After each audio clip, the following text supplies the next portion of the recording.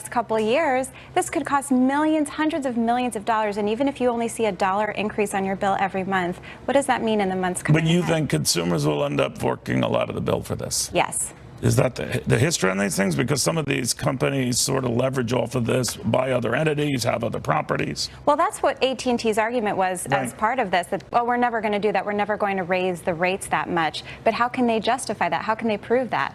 All right, so for consumers taking in all of this stuff, you say they get higher prices, but will they get more choice? Will they get better streaming services? Will they get better technology in their favor?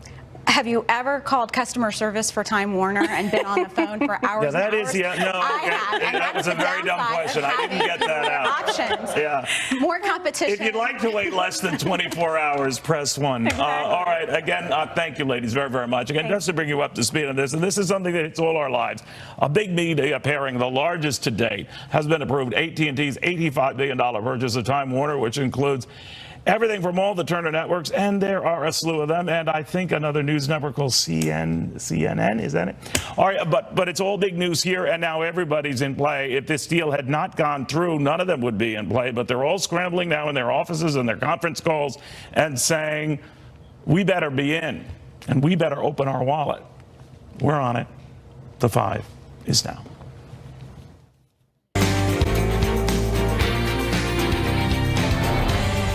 Hi, I'm Greg Gutfeld with Kimberly Guilfoyle, Juan Williams, Brian Kilmeade. And a crouton is her loofah, Dana Perino, the 5.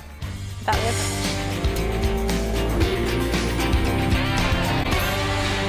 was Chairman Kim and I just signed a joint statement in which he reaffirmed his unwavering commitment to complete denuclearization of the Korean Peninsula. They interrupted The Bachelorette for that? Anyway, this is big news, but it's only a start, a first date, if you will. Verification is key, for in the past, North Korea has been about as trustworthy as sushi from the drugstore on a Thursday in the summertime. But maybe that past is dead. Check out this movie trailer that President Trump presented to Kim. Destiny Pictures presents a story of opportunity, a new story, a new beginning, one of peace, 2 men, 2 leaders, 1 destiny. A story about a special moment in time when a man is presented with 1 chance that may never be repeated. What will he choose? To show vision and leadership? Or not? A new world can begin today.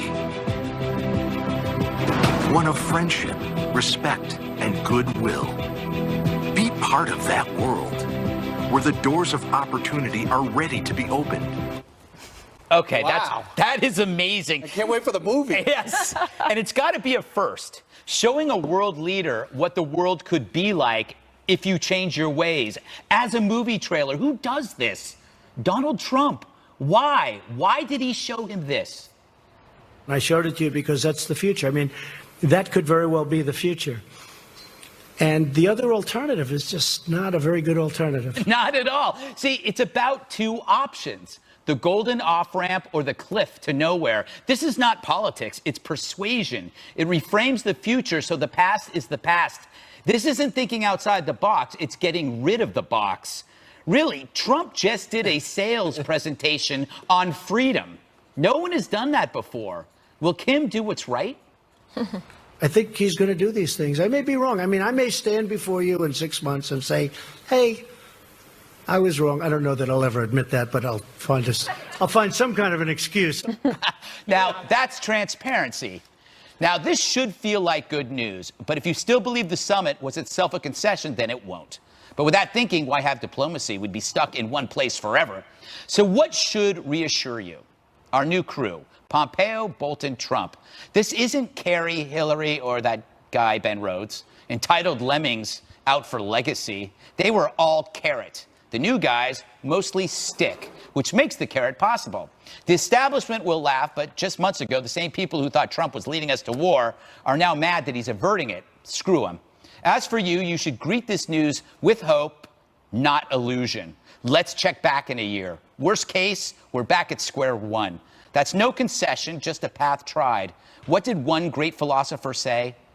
We're going to have to see what happens. We will see what we will see. We'll see what happens. We're going to see what happens. We're going to see what happens. So we'll see what happens.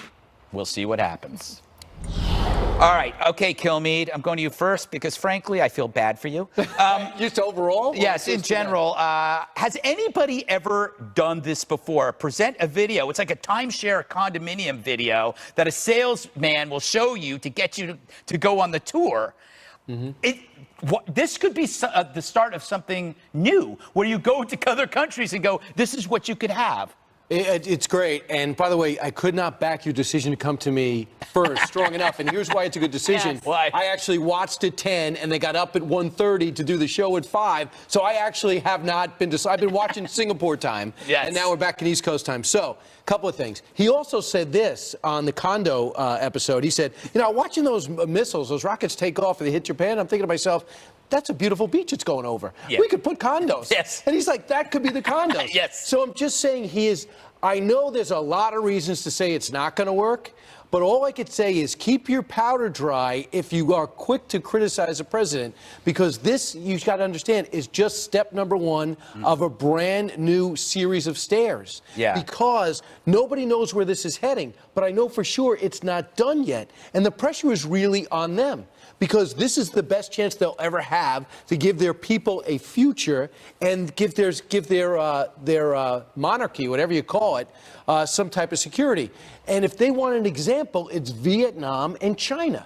Command economies where we never want to live, but they found a way to put some market principles in there where we actually get along with both. Vietnam probably gets along with us better than China and Russia these days. So I am encouraged by the chance. There's plenty of reasons to poke holes in it. This term, which I think is not great, commits to work towards complete denuclearization, is not complete denuclearizing the entire peninsula. However, it's a first step, and guess what happens next week? Bolton and Pompeo pick up where this summit left off. Game on. Yeah. What do you think, Dana? I think this is, I'm skeptical, but I also have a feeling of hope. I'm a little buoyed. Yeah, I think that's true, but I kind of feel the same as I did yesterday. Yeah. Except for I didn't like, I don't know. I had some uneasiness. Like looking at the flags side by side, like he's like an equal partner. Like Kim really did get a lot out of this. He's got all the propaganda that he can use back home. Now Russia has to come to him to have a meeting. The Chinese are going to come to him to have a meeting. He no longer has to go there, although he might do that as well. The video does remind me of that idea I had a long time ago that I asked General Petraeus to do when he was at the CIA, which was to create a video showing suicide bombers, like the underwear bombers, right, what could happen to them with a little mistake. Exactly. Like how risky it could be. Yes. Present the alternatives. Yeah. What happens when your crotch lives? Yes. And yes, exactly. That's what I was trying to get them to do. That was the title of the movie, I believe. I had Sumi Terry on today. She was a former CIA deputy director for Korean issues, and she said, overall, net plus. Yeah. Okay, so I think that's probably where I was yesterday, or as you're describing. I'm hopeful, but I'm skeptical. I do think that personnel is policy in a lot of ways, so the fact that Bolton and Pompeo are going over there is good. I do wonder, though, if the people who are critical of it, like many on the left, there's some on the right, but people are critical of it because they're looking at this and saying it's not strong enough. We're the same ones that praise President Obama for Iran. Yeah. So I just think that consistency and skepticism about these things is warranted. And all right, Cuba. I want to play this video for, I think I'll play this for Juan. Donald Trump is going to be on Hannity tonight. You're familiar with Sean Hannity? I've heard. All right. Heard and they're going to talk about the early rhetoric that Donald Trump employed. Let's roll that tape for the world. Well, I think without the rhetoric, we wouldn't have been here. I really believe that. We did sanctions and all of the things that you would do, but I think without the rhetoric, other administrations, I don't want to get specific on that, but they had a policy of silence. If they said something very bad, very threatening and horrible, just don't answer. That's not the answer. That's not what you have to do. So I think the rhetoric, I hated to do it. Sometimes I felt foolish doing it. But we had no choice. What do you think, Juan? I think he's celebrating himself. He's rationalizing what he did before. But he just said he made a mistake. Excuse me? No, he didn't. He said that maybe he felt bad doing it. Yeah, that's what he said. But he didn't say he worked. made a mistake. He said it worked. It's to the contrary. But I mean, to me, this whole thing, I listen to you guys and I think, boy, look at the defenders of Trump today. I mean, this is like a wet firecracker. This is like This is like the end of The Sopranos, where you go, what happened to my TV? Did anything happen to this show? What happened here? That was a great series. Don't stop believing. We're playing on the jukebox. Yeah, really. I mean, but you got to remember, the man who set the bar for this was none other than our TV star Donald Trump. Donald Trump said, no lengthy negotiations like my predecessors. Remember? Yeah. That's what he said. He said no concessions that will stall and simply give this horrible regime more time to perpetrate their terrors. And he said quite clearly, we're going to talk about human rights. Otto Warmbier. So today he says, oh, Otto Warmbier didn't die in vain. Oh, but you didn't bring up. Instead, yes, he did. Yes, last night. It was amazing. And he brought up the repatriations as well. In fact, what he come said on, be accurate. I'll be accurate. What he said was, well, here's what Kim said. We agreed to let the past be the past. We're moving on. Yeah. Well, that's what he said. Kimberly. I see. So let me finish. So here you have a situation. 10 minutes in. You say, are these lemmings? You say Kerry and others are lemmings. Yeah, I was being diplomatic. Is Otto Warmbier one of the lemmings too? Did he just go away, just go off the edge? That's makes terrible. That makes no. I mean, so wait a second. I did not say that. That's also highly inappropriate. To me, that was so wrong, Juan.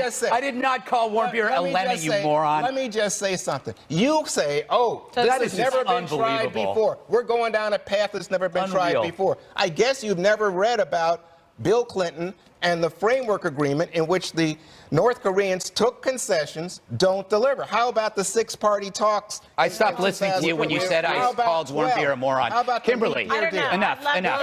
No, enough because you go on and you you accused me of saying something I didn't say. But you say these guys are lemmings. They are. You throw everybody else over the top. They did bring up human rights. Kimberly? Yeah, thank you so much. I mean, honestly, what are we, in North Korea right now? So listen, I got an opinion too, and I think that it was incredible to watch last night. So many of us were riveted by it. It is an important moment in not just American political history, but in international discourse and diplomacy. I really hope and pray that this is the first step of, yes, many meetings between the United States and North, South Korea, China, be able to work together, nuclear scientists involved, to be able to trust but verify, which was Reagan's policy, and really work towards peace. No one benefits, from war. And so in that sense, I think this was something that was important. It's a step in the right direction. Can you say that he trusts 100% the actions of that man that has run, a brutal regime of torture and behaved in a way horrifically to his own people? No, but perhaps we have some small part to play in stopping that, some shedding some light on it, and not continuing to have them isolated to create and commit their horrors without the rest of the world knowing about it. I believe the president when he says that Otto Warmbier did not die in vain, because that really did cast a very bright light on what was going on in North Korea. And I think really it was really so pivotal in terms of being able to get POWs, MIA, remains home, be able to negotiate for the other hostages that were held there. That does matter to those families and those that have been grieving and looking to bury their loved ones. So I say, let's give this a chance. Kudos to our president for being able to make this happen, which so many people didn't think was exactly. What did we get out of this? We said we're going to stop our exercises with South Korea. Oh, what do we get in return? We get promises, pledges. Oh my gosh! You guys. You are such a baby one about this. Denuclearization. That's what we got. Oh, we got complete denuclearization. We got a promise to work towards that. It's better than one not. I'm just telling you something. Remember, you have people who say the Iran deal stinks, right? Terrible. The Iran deal, the Iranians didn't have nukes. And we had a deal to stop them from getting nukes. Wow. And now they're quickly getting them. How did that happen? The North Koreans have nukes. Well, they have all the precursors. After 70 years of doing what? Given that we are saying that this is about non-proliferation. They had nukes using your old traditional bad diplomacy. You keep talking and saying your monologue, that's just ridiculous. But let me just say, we are rewarding bad behavior. It's also about not having the material. And getting nothing for it, despite all the big talk from Trump. I cannot believe you're acting like the Donald Trump reward reported bad behavior. He did. What did Bill Clinton do by Bill paying Clinton tried money? to make a This deal guy, the only and thing he got did screwed. is meet with him and starting a series Why do you of think, talks. Brian, why do you that think was other going to be- presidents didn't do it? But there's a reason why they didn't do Tell it. me, Brian. Because they didn't have nuclear weapons. They weren't a threat to us. but- The multi-stage rockets can now hit the lower Brian. 48 states, and there was a legitimate military threat that brought them to the table. All right, guys, we're going to And do 6 another months block without on a this, blast. believe it or not, if we're still here. More reaction to the many big moments from the historic Trump-Kim summit. Stay with us.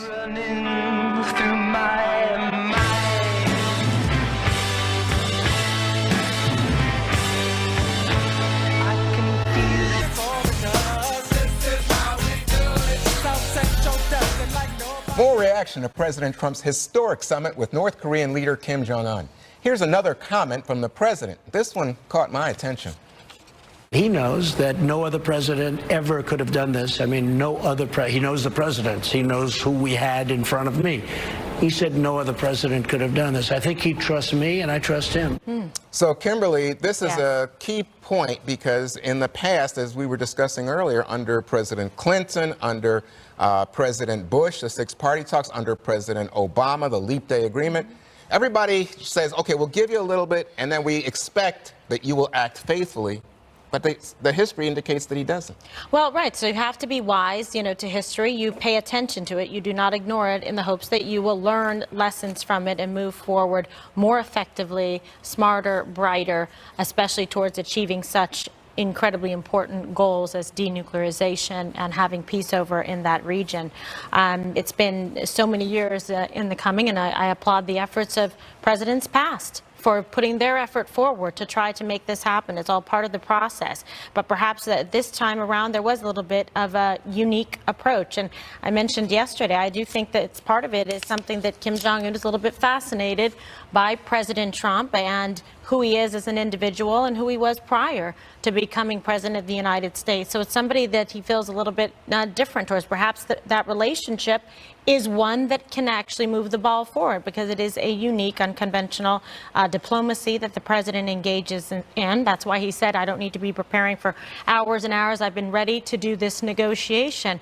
And so far, it has produced very auspicious results. I think this is part of it, of a new chapter going forward with North Korea and South Korea and China as well. Okay, so Greg, I was saying earlier that I don't see how you can oppose the Iran deal and then say, oh, I'm going to pay for Kim's room service. I'm going to give him whatever he wants, especially in saying we're going to stop our military exercises without any concession coming from the North. What do you say? Oh, there's a great contrast if you just hear what Ben Rhodes said about how they pulled the wool over the American public's eyes. Echo chamber, and then compare that to the press conference that Trump held, which was effortless, on point, and transparent. When you were, the American public, and I actually believe the world was in this room. All right, that's why that video actually played to a lot more than Kim Jong-un. It replayed to everybody. And it was a public display for everybody so that it makes it hard for people to back away from it. It framed the future for that guy, Kim Jong-un, because he now feels like he has something. It's easier to try to want something than to lose something. So he feels that he has something, and Trump has got him past the sale. He's envisioning himself in this world. And once you get somebody to test drive that car, it's hard to get him out of that car. So I think the lesson here is that this is a framework that could be used with Iran. And Iran in a transparent way in which you don't lie to the American people and you don't feed billions to them. Okay, so let me go to Dana. Dana, so we stopped doing our exercises with the South. That's a clear concession. But I don't see anything from the North. What do you say? Well, the North, you read the statement. It's pretty ambiguous. It's less than what they had agreed to before, but I think that this is a first meeting, and I think it was a chance for President Trump to size up his adversary. And he said, I'll know within the first minute, and I guess within the first minute, he must have felt like it's worth continuing on. When the history of all of this is written, it'll be interesting to find out how much the CIA influenced that video because of the profile that they have of Kim Jong-un. People keep talking about past presidents and how they couldn't do this or that. And true, but also they weren't dealing with this guy. They were dealing with the original from 1955. I think Kim Jong-sun was his name, and then Kim Jong-il, who was his father. And they were not enraptured by the West. They didn't care about basketball and pop culture, and they didn't want all of this stuff. And so there is something happening there that I wonder if the CIA eventually, maybe in 80 years, will be able to reveal the documents and show us what that is. Fascinating. When it comes to the military exercises, I too wonder, But I also feel like President Trump can turn that on a dime. Like, why would he care? Like, if the North Koreans are not going to live up to their end of the bargain, we could turn back on our military exercises very quickly. Right. Real quick, the big difference is 3 of the 4 resolutions by the Security Council of the UN are the strongest that anyone's ever seen. And both Russia and China signed on to it. Special thanks to, I think, a future president, Nikki Haley. Yeah, she did a good job. They really suffocated that regime that was already suffering. And they even tightened up the border on top of that. And I think it made it clear. The president says, I will solve this in my first term one way or another. The military threat was legitimate. China saw it. Russia digested it. And China wasn't going to stand in the way because they could not control this guy. One last quick thing, Brian. The critics, the harshest critics will say, we gave Kim Jong-un the legitimacy that he craved by having this meeting. Well, how do you respond? A legitimate point you bring up, but I think the alternative would have been war, 30 million dead, and the president said, yeah, you told me I gave him something? Well, they've been in power for 70 years. Well, what about... This is not Al-Qaeda or ISIS. You're not meeting with al-Baghdadi. And who this cares is if a he has 70-year room regime. service? But I Room know what service. you're saying. That's a valid point, and it's a calculated risk. It's a valid point, a calculated risk, but I think it's worth it depending on how it ends up. I mean, it's either that or war, not containment, which is what we've been doing in the past. Because it's not containing. It's not a contained. 3-stage It's not rocket's contained. ready to hit. Do you This find- is- you this is- Well, I think, bring up a good don't point, forget, but I think it's Iran, worth it. Russia, they have it, and we've contained them. He hasn't been contained. That's why we've arrived Well, at I'm this just point, saying, at this and juncture Iran in does not history. have- Iran does not have Iran doesn't, but we have people who have nukes, and we're containing them. More reaction to this historic sit-down between the president and Kim Jong-un straight ahead. But first,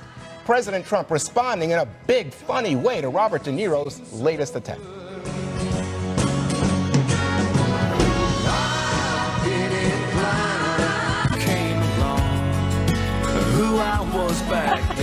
With midterm polls tightening, Democrats are turning to Hollywood for the help that the DNC can give them. DNC and some members of Congress are reportedly quietly consulting with actors, writers, and producers in L.A. to collaborate on messaging and voter turnout.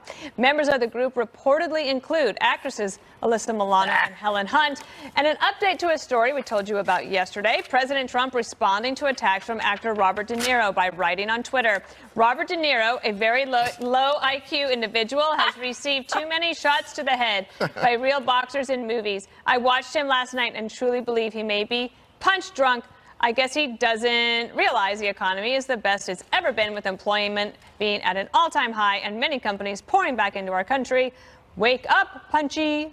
This should be a segment in and of itself. You reading Trump's tweet. Me reading Trump's tweet. So It's so Dana-like. it's like, I actually really like it. Yeah, I it's I very find myself like talking that way normally, or like tweeting that way. You don't talk just for that fun. way. Yes, Oh. absolutely, it's fun. Anyway, the art the of the Democrats burrito. turning Yes. back to Hollywood. I think it's a great idea. Get your political messaging from Alyssa Milano, who spends 90% of her time on Twitter belittling anyone who isn't like her. She is in an emotional frenzy since 2016. It's Hollywood messaging that helped the Democrats lose. When you think about it, how does Hollywood portray Americans? Yep. Bigoted, warlike, stupid, planet-hating, the cause of all oppression, tormentors of the marginalized and responsible for past evils. That's left-wing politics. So tell the candidate in the Hollywood, tell people, please call more people racist. Please accuse them of polluting the planet. Everybody in flyover country, they're morons. And you know what? We should pay for everyone else's abortions. That would be the Hollywood mention. I mean, the That Hollywood is part of the playbook. Yeah, it is. They want to talk more about Yes. abortion. Yeah, that's it. They think that's the goal. Like, they don't have an economic plan to speak of. Not that I know of. What I think is crazy that they're turning to Hollywood. Hollywood does know how to market. Clearly they do. A lot of people do. But not the actors. No, the actors don't know how to do it. They know how to memorize lines. They're Right. just famous Barely. people. Yeah. They're the famous people. So they had this big, massive thing to get people to vote. I'm sorry, you didn't call me, Dan. No, go ahead. You sure? They can memorize lines and do lines. That's it. I don't know about the Wow. second half of that. Is that on your paper? But I will say this. I just don't think a Democrat who studied the last election should say to themselves, the key is getting more celebrities involved, because Well, I have a they list. had big crowds, I have a but they list didn't here have big from votes. our new handy-dandy associate producer, or segment producer, whatever his great title is, Scott Sanders, who gave me the list of Hillary Clinton celebrity rallies. There's 3 pages of them, Juan, and it didn't really help. No. Why do you say that?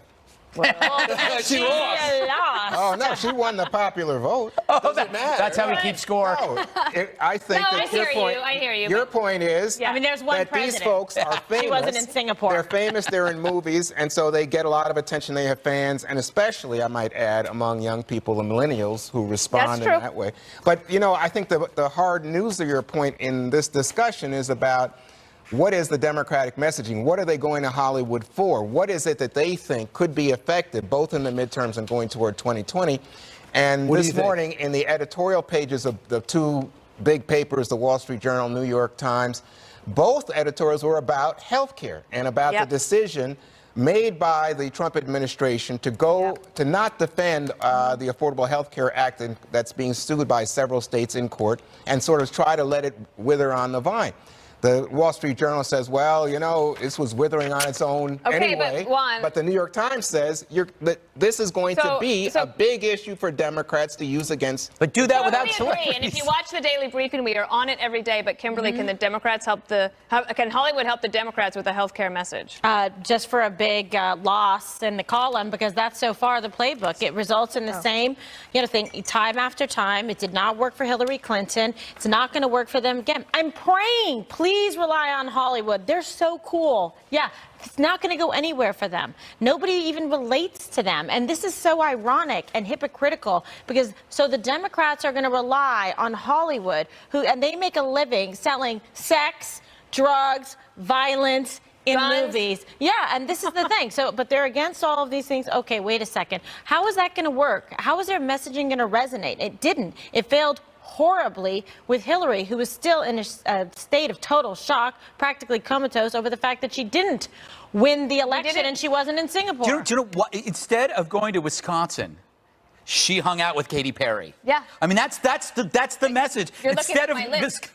of going to Wisconsin, she hung out with Miley Cyrus, Ted Danson. October 22nd. They count for each. That's 1 vote per person. Right. Yeah. Oh, gee, I wonder who put Clint Eastwood on stage. Was that a Republican or a Democrat? Hey, you remember it. Exactly. It didn't work. Yeah. Oh, but there's a double standard. So when the Democrats say they like actors. No, we're talking about campaigning. We had one, but we're keeping Scott Eastwood, his son. Oh, I see. Oh, yes, we are. Hello. Not everyone sees the Singapore summit as a success. You've probably heard some of that here. Some of the most extreme criticism when we return.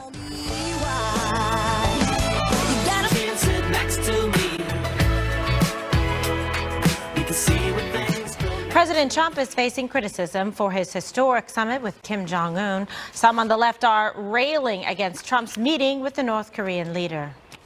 President Trump has granted a brutal and repressive dictatorship the international legitimacy it has long craved. This is the weakest statement I have ever seen come out of any engagement with North Korea. Not to get too weird about this, but it's the president touching Kim Jong-un a lot. Wow. It's not mutual.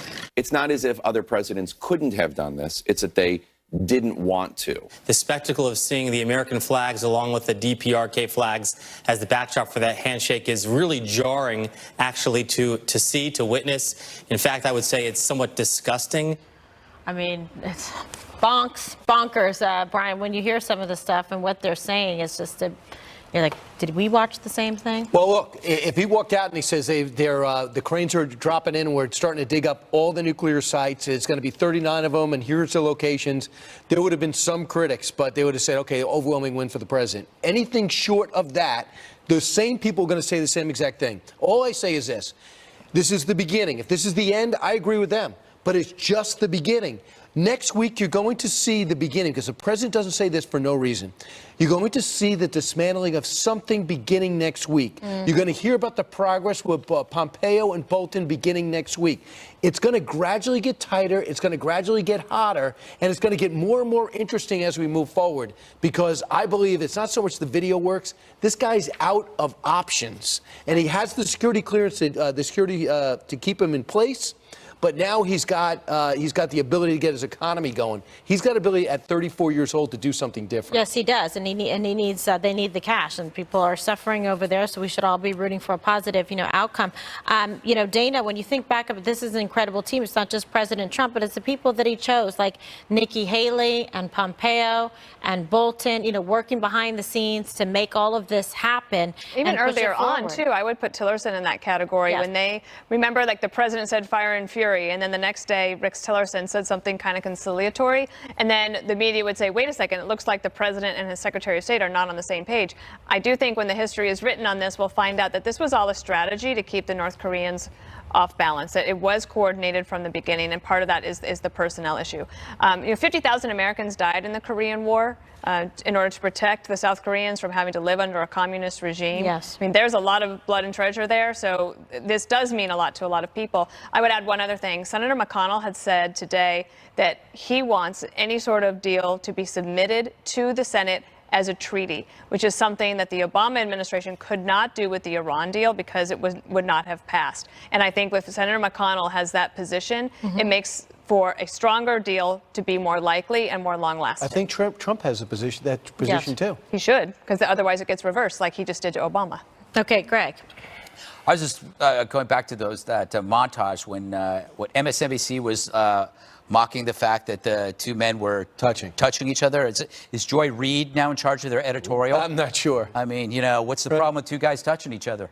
MSNBC. It's disgusting. I think their point was not enough touching back. Yeah, you notice that a lot of the critics don't look well. This is emotionally trying on them. They have a problem because every day they have to signal to their peers that they're still in the fold. They still hate this guy. And so when the good news betrays their emotions, it creates a cognitive dissonance and it creates so much turmoil. I was watching some guy on CNN. I thought he was going to just implode. He could not, I'm not going to say his name because he's a nice guy, but the criticism will be familiar. They will combine past criticism of Trump about other things that are unrelated to North Korea with whataboutism, like what about Cuba, which Trump has nothing to do with. He's inheriting the job. Yeah. And he's going to do it his way. So that's what happens when you can't argue the central merits of a story. Okay. You go after other stuff. You know what was interesting too, Juan? Collusion.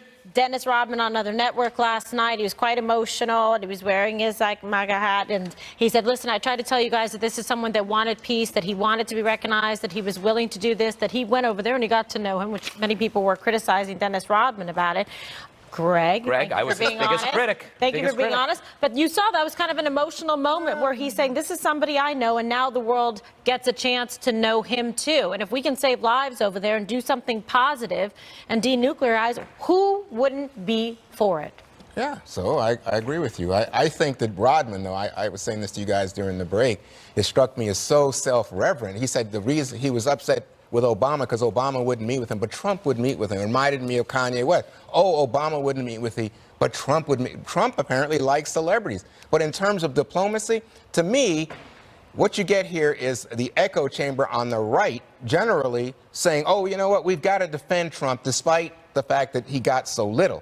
But you do see people on the right, I'm thinking here like Max Boot, Ben Shapiro, others, who are saying just the plain fact, what did we get as Americans in terms of further security or assurance of denuclearization? And the answer is zip. So, you could say, oh, these critics are mean. At least they're sitting and talking. And I would grant that point. I like the idea that you have something that's, we could work forward to. Brian, Greg, you've all said this. And I think that's an important point. But I do wonder about the fact that it's not just Otto Warmbier, but it's slave camps that still exist. In North Korea. And the only chance we have is to bomb them out? No, I didn't say. Or we negotiate them out and then let the people decide. Well, I don't know about bombing. Use of force or use of words? No, you guys keep coming back like it's A or B. In fact, there's a big C, which has been containment and somehow making it clear to them that our sanctions are so punishing that they need to reconsider their bad behavior. Those sanctions are still there, and they're getting worse. The sanctions are still there, so this is why this is working. You wait and see. It's like build the wall. You're going to see steps towards denuclearization, so just wait for it. Bill Clinton does it again. He's once again feeling the heat for his comments about sexual misconduct, and we're going to show you next. Stay with us.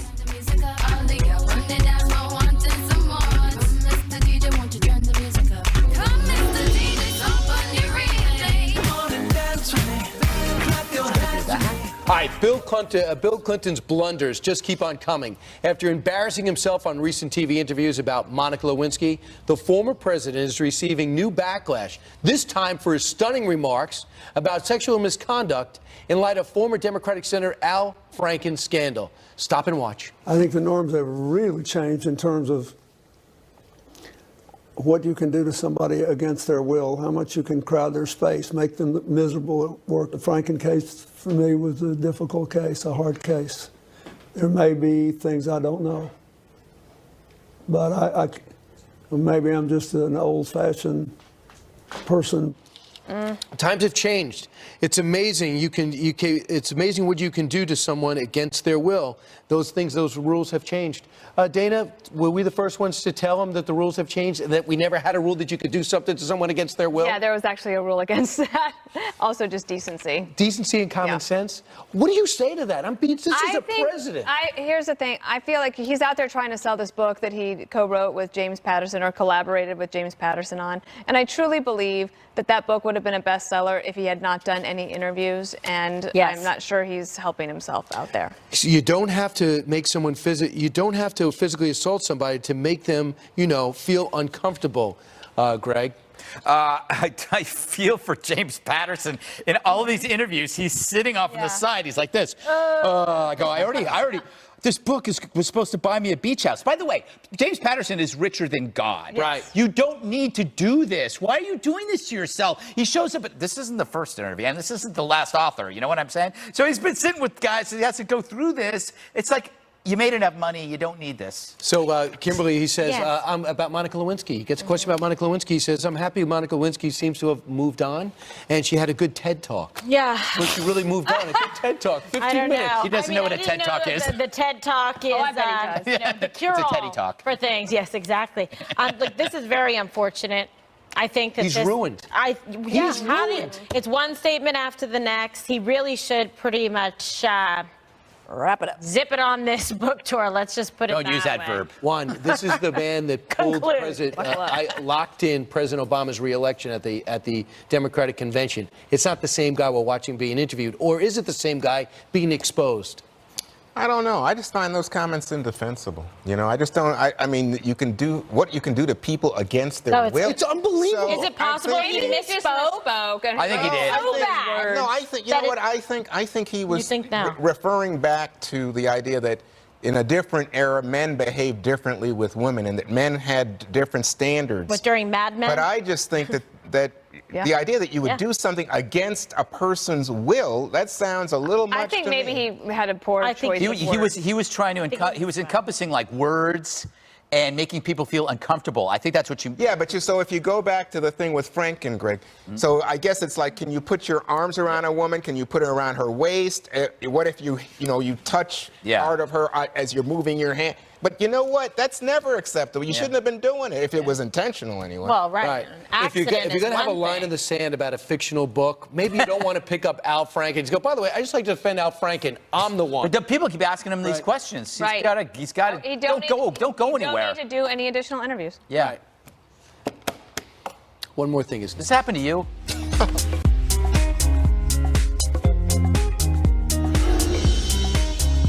For today, he is the oldest living president in United States history. Of course, he's celebrating there with his son, 43, George W. Bush, and they are up in Maine. And I think I have a picture of me. That is so funny. That was in 2008 after they did their an interview together at the White House. The last one. I look really different. I mean, you have no idea how tired I was right there. But anyway, 41, this is about you. We congratulate you on this wonderful life you've lived so far. And we know that you're heartbroken about Barbara Bush, but of course everybody's praying for you and cheering you on, sir. What a fighter. All right, KG. All right, thank you so much. Harris Faulkner is a great friend to all of us here, and this is her book. It was a long time in the making. It is called 9 Rules of Engagement, and it is becoming incredibly Do you need more rules about engagement? Received. Yes, I've only had 2. Thank you, accepted. But thank you, Greg. So this is amazing because not only is Harris Faulkner an 8-time Emmy Award-winning journalist and a star here at Fox News, she is part of an incredible military family, and the book pays tribute to her father, retired U.S. Army Lieutenant Colonel Bob Harris, who served 2 tours in Vietnam as a combat pilot. And Harris grew up in this military family, which she admits, was not always easy. But that's why there were so many valuable life lessons that came out of this and her experience. And I know she credits her father and her family for her successes in life. I really encourage you to get this book. It's excellent, and you get to know a lot more about Harris and why she grew up to be the person that she is. You got to admit, that was a good joke. You got to admit, that was on the fly, Kimberly. But I will say, great book. You're right. Right? You'll love very good. That was a great joke, Brian. I know. I'm trying desperately to move on. All right, Juan. Oh, big day in Washington, and I'm not talking about the summit, folks.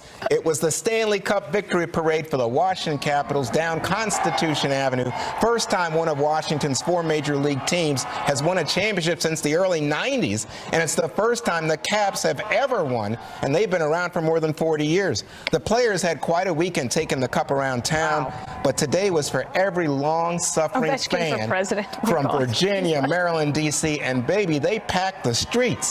Congratulations to the Capitals. Very nice. Hockey? Is that hockey? Yeah, the Ovechkin for president is pretty funny. Is it really? Well, because I wouldn't know. All right. Oh, that would be funny. And friends with Putin. Don't we already have